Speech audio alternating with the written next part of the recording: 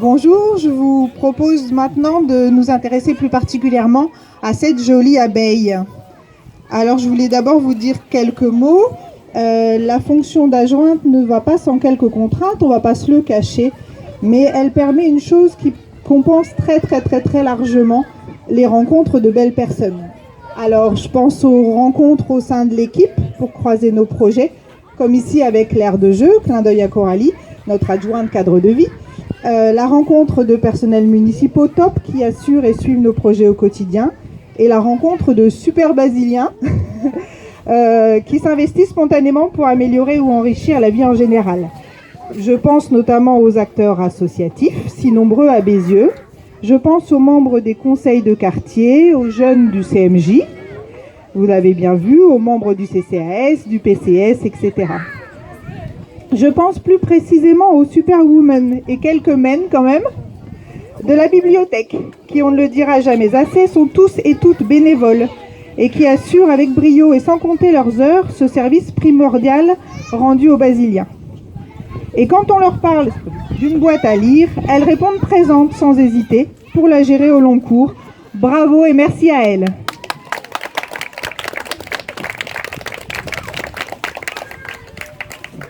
Et puis je pense à un giga basilien.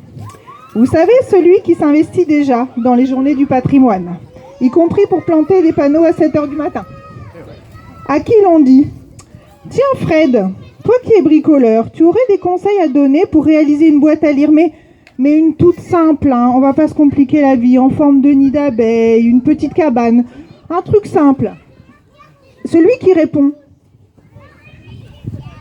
Alors moi j'ai répondu tout simplement, pourquoi une simple? On pourrait faire un truc unique à Bézieux, qui n'existe pas. Oui, Frédéric, ça serait mieux. Mais on pourrait peut-être la faire avec de la récup, ça serait le top. Oui, Frédéric, c'est notre idée, mais est-ce réalisable et stable dans le temps? Alors je me suis dit, je vais étudier ça, je te donne la réponse dans quelques jours. J'attends donc, genre une nuit, avant d'avoir les plans et tout le descriptif de notre abeille. Alors je ne vais pas faire tout le verbatim de nos échanges, mais il y avait des messages comme la peinture, je vais me débrouiller avec un copain à qui j'ai rendu service. Ou encore J'ai une amie à Bordeaux qui est auteure de bande de livres pour enfants. Elle va m'en envoyer, c'est certain. Bref, je voulais souligner, surligner, encadrer, fluoter le fait que cette boîte a été pensée, designée, réalisée, soignée, chouchoutée, installée quand même avec les services techniques, grâce à un homme qui a juste aimé l'idée d'une boîte à lire à Bézieux. Merci, monsieur Frédéric Wetzel.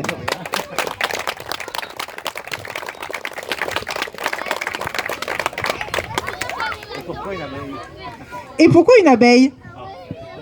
Eh bien d'abord, pour égayer la vue des petits qui sont en train de jouer dans le parc, c'est quand même plus beau qu'ils voient une abeille qu'une simple armoire toute moche.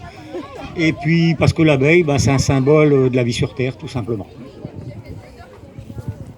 Alors, je voulais vous signaler que dans la boîte à lire, on va installer ce petit livre qui est composé d'un petit texte que Frédéric a écrit pour décrire justement les phases de fabrication de l'abeille et qui contient ensuite les photos des différentes phases où vous pourrez bien voir qu'il est vraiment parti de matériaux de récup très bruts et qu'il y a beaucoup de travail sur cette abeille. Donc on va la déposer à l'intérieur, comme ça quiconque aura la curiosité de vouloir comprendre comment cette abeille a été réalisée pourra le découvrir. Voilà, je te remets ça. Et voilà.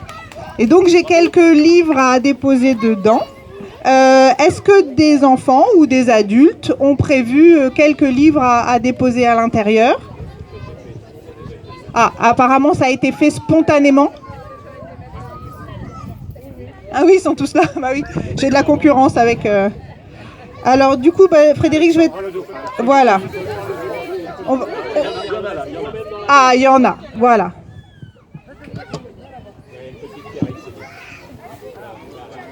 Parfait. Est-ce que tu veux nous dire pourquoi C'est mon frère qui l'a choisi et comme je savais qu'il aimait bien ce livre, bah, je sais qu'il allait l'adorer. Parfait. Merci beaucoup. Donc effectivement, on va ajouter les livres de l'auteur qui est l'ami de Frédéric, Alexandra Le Dauphin, et j'ai aussi amené quelques livres adultes parce que les parents, quand ils vont attendre les enfants, ils peuvent aussi... voilà. Je rajouterais qu'elle les a dédicacés pour les Basiliens. Bonjour Jean. Oui, tu peux changer.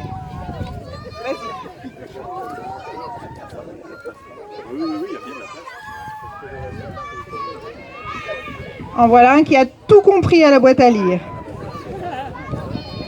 Je vous remercie beaucoup et je vous donne rendez-vous dans 2 petites minutes sous le carport avec la table pour un conte. On va essayer de passer le message aux enfants qui sont déjà bien occupés. Merci beaucoup.